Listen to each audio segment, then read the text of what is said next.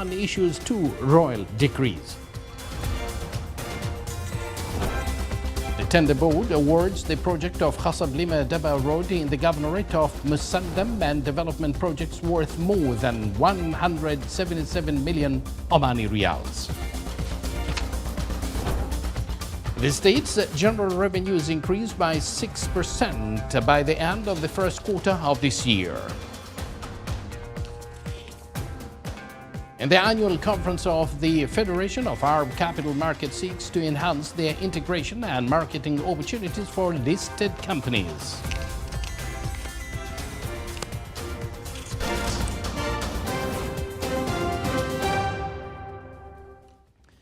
Good evening once again, and thank you for joining us. Those were the headlines, and now the news in detail.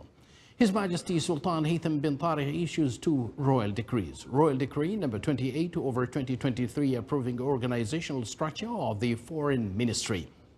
Article 1 approves the organizational structure of the Foreign Ministry in accordance with the attached annex. Article 2 cancels Royal Decree number 69 over 2009 and all that contradict with this decree or contravene with its provisions. Article 3, this decree shall be published in the official gazette and shall come into effect from the date of its issue. Royal Decree number 29 over 2023 establishing an embassy for the Sultanate of Oman in Hungary. Article 1 establishes the embassy of the Sultanate of Oman in Hungary. Article 2, this decree shall be published in the official gazette and shall come into effect from the date of its issue.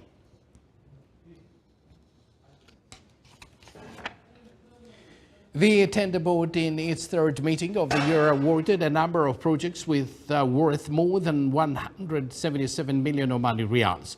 The projects included the Khasab Lima Daba Road in the Governorate of Musandam and the implementation of asphalt roads in the Wilayah of Makshan in the Governorate of Dhafar and the maintenance of asphalt roads in the Governorate of Al-Barami, as well as qualification of Omani cadres in maritime jobs and studying the startups.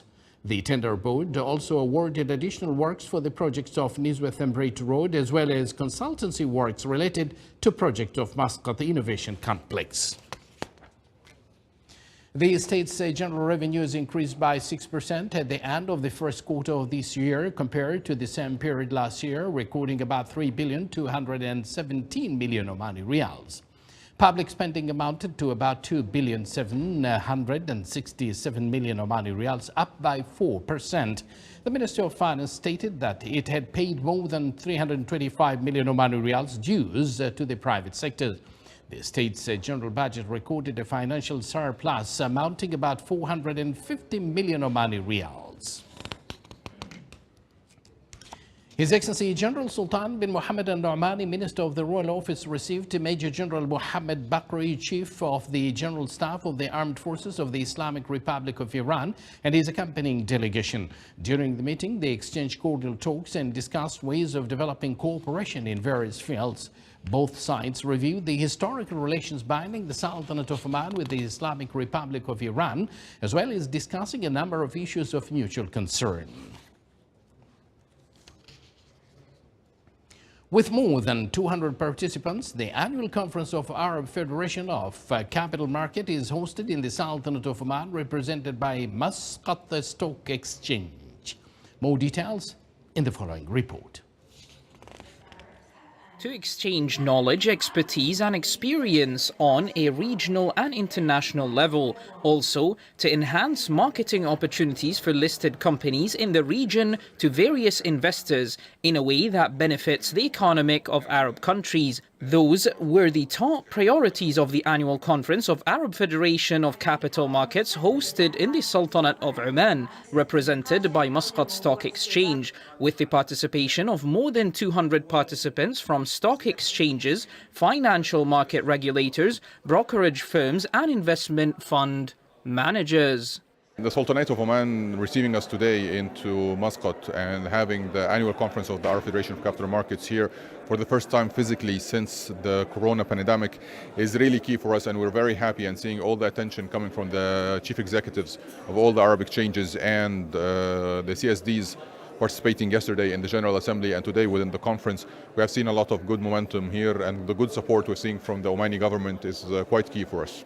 The conference includes 11 sessions in which local and international speakers participate to discuss various topics such as the future of business, net zero emissions, carbon markets, challenges and opportunities, organizing environmental and social governance, corporate and data governance, financial disclosures, risk management, market indexing, in addition to promoting capital markets and acquisition companies.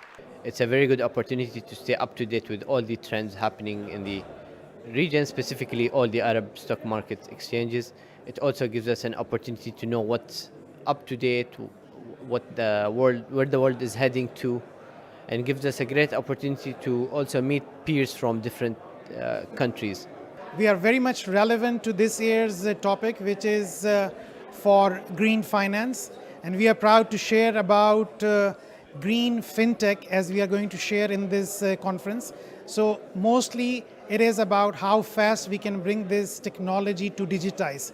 The annual conference of Arab Federation of Capital Markets, which is the largest event for stock exchange and financial markets in the Middle East and North Africa region, seeks to create a favorable environment for those markets to operate and enhance their integration and liquidity. It's noteworthy of mention that on the sidelines of this conference, a cooperation agreement was signed between the Arab Federation of Capital Markets and FinTech Galaxy related to building an innovation laboratory for financial services. Tasks of a conference titled Financial Sustainability and Development of the Financial Sector Conference kicked off in Muscat today. The conference targets finance managers, assistant managers, directors of planning and projects and personnel entrusted to implement Oman Vision 2040. Organized by the Minister of Labour, the two-day conference seeks to achieve a number of objectives, namely highlight the competitive position of the financial sector and introduce the program for financial sector development and related initiatives and exchange expertise and information, discuss challenges and practices for developing the financial sector, present investment opportunities and activate competition. Now to the Royal Hospital. Royal Hospital successfully performed about 344 kidney and liver transplants thanks to organ donations. 320 of these surgeries were kidney transplants, while about 24 were liver transplants. The number of organ donors registered at Shifa program affiliated with the Ministry of Health reached over 8,000 donors.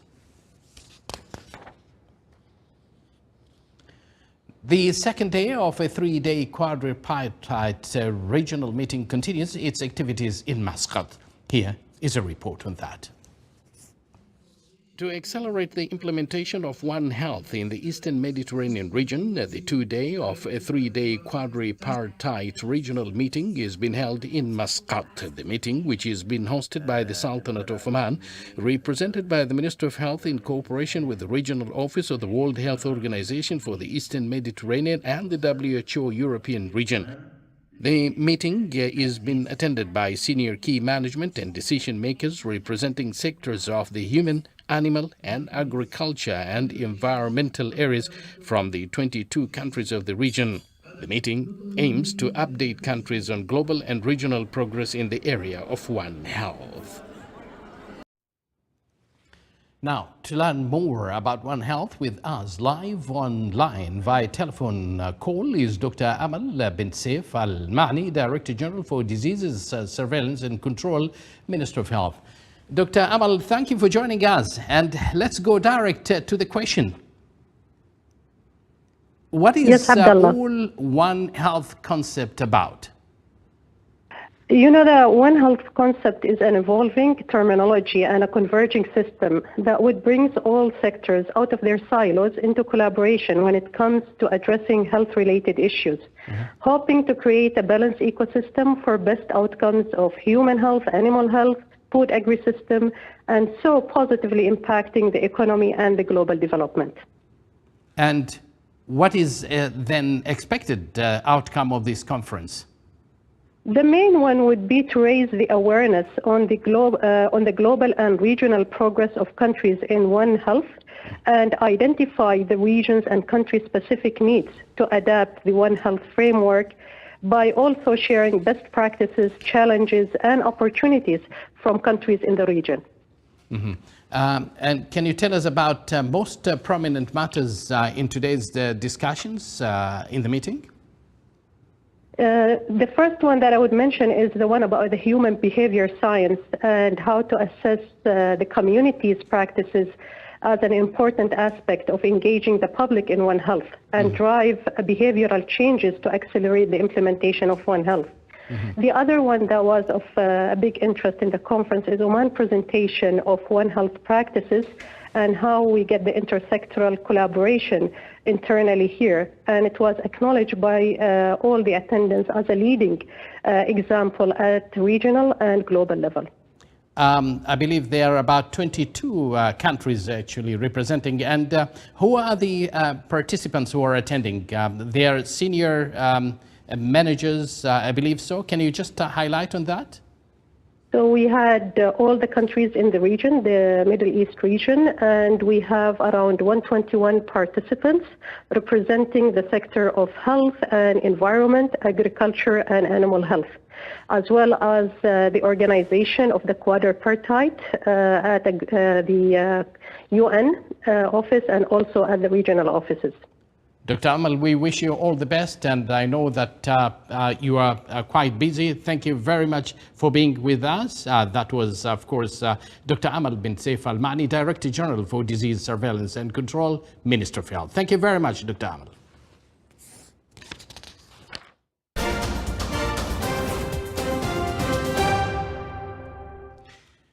Residents of Gaza said they were terrified after waking up to sounds of explosions after several cities were hit by strikes from Israel today. Here is a report. The airstrikes on Gaza killed 3 senior Islamic Jihad commanders and at least 9 civilians, including 4 children, in an operation that drew an immediate threat of retaliation from the militant group. A Gaza health official said at least 12 people had been killed and 20 wounded in the strikes that hit residential areas in the densely populated Strip, in which 2.3 million Palestinians live.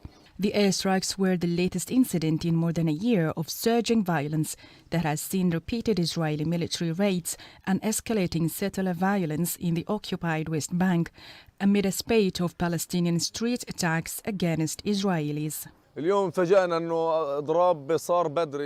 Today, we were surprised that we have a strike, which started at 3 or 4 in the morning, because Israeli airstrikes started at 3 in the morning and kept going until 5 in the morning. The situation is not reassuring, and it was terrifying during the night and until now.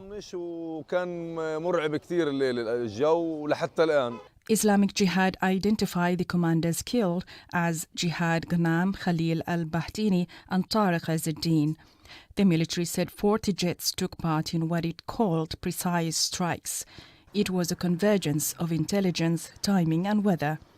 10 weapons and infrastructure manufacturing sites, including rocket production workshops and a site for making concrete used for tunnels, as well as military compounds belonging to the group, were also hit. During the bombardment, Palestinians took to hospital to mourn a well-known dentist who was killed at home with his wife in today's airstrikes, describing him as a loyal friend and humble man. People, the elderly and the children were terrified. We heard that there is a truce before 48 or 72 hours, but the Israelis betrayed us, and that's all. People did not sleep since 4 in the morning until now, and the children woke up to the sound of explosions, and they were terrified. We have children, women, patients, and elderly people. This is not normal. More than 100 Palestinians and at least 19 Israelis and foreigners have been killed in the strife since January. NASA joined forces with Rocket Lab to successfully launch the first two cyclone monitoring satellites after previous launch attempts were postponed due to weather conditions. The rocket took off from its launch state in Mahia, New Zealand. The satellite is the first in a constellation of satellites that will measure the formation and progression of tropical cyclones and hurricanes. The tropics constellation will consist of 4 low Earth orbit satellites. Rocket Lab will conduct a further launch of 2 additional satellites, though the launch date has not yet been published.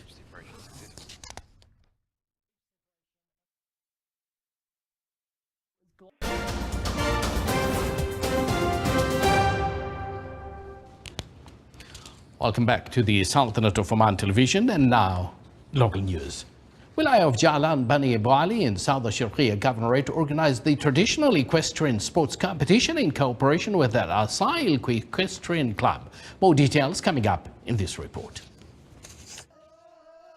The 8th edition of traditional equestrian sports competition organized in cooperation with Al Asail Equestrian Club in Wilaya of Ja'lan Bani Abu Ali in South Sharqiya Governorate. Around 160 horses from all around the Sultanate of Oman participated in this event as part of Oman Equestrian Federation activities. The conclusion ceremony included a number of activities such as poems, traditional folklore arts, and horse shows.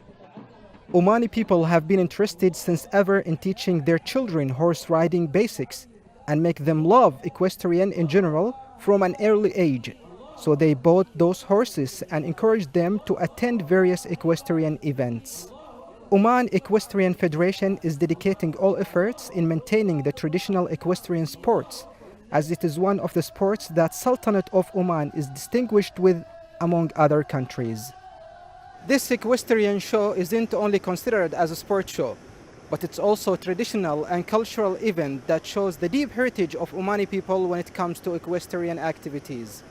Sultan bin Saif al-Sarai from South Al-Sharqiya Governorate, Wilaya of Ja'lan Bani Abu Ali. Sultan, thank you there.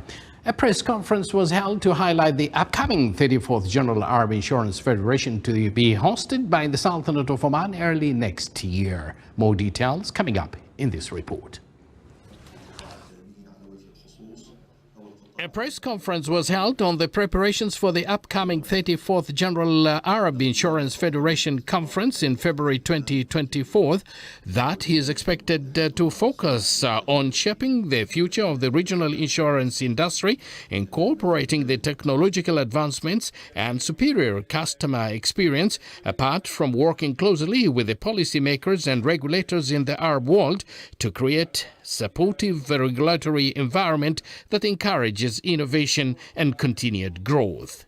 We are really working together with the industry from Oman and other countries, whether it is Europe, America, or other industry from the Arab country, to work for better solution in order to give the better product for our clients. We are happy to announce today about the Sultanate of Oman hosting of Arab Federation of Insurance, the conference, which is a conference that holds every 2 years.